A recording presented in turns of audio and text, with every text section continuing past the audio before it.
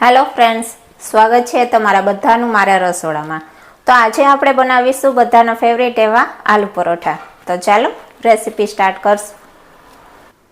આલુ પરોઠા બનાવવા માટે આપણે ઘઉંનો લોટ લઈ લેશું 2 વાટકા। હવે તેમાં આપણે 3 ચમચી જેટલો ચણાનો લોટ એડ કરીશું અને થોડું સ્વાદ પ્રમાણે મીઠું એડ કરવાનું છે। મિક્સ કરી લેશું અને પાણી નાખતા જવાનું અને લોટ બાંધતું જવાનું છે।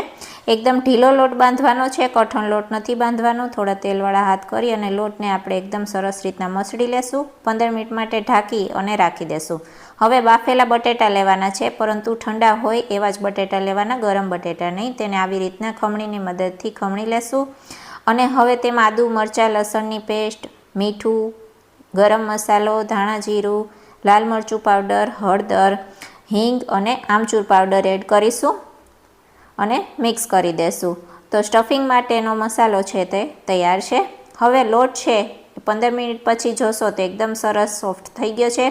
તેલ નાખી અને લોટને એકદમ મસળી લેવાનો છે, આવી રીતના પટકીને પણ મસળવાનો છે। એકદમ ઢીલો અને સોફ્ટ લોટ આપણો તૈયાર છે આલુ પરોઠા માટે।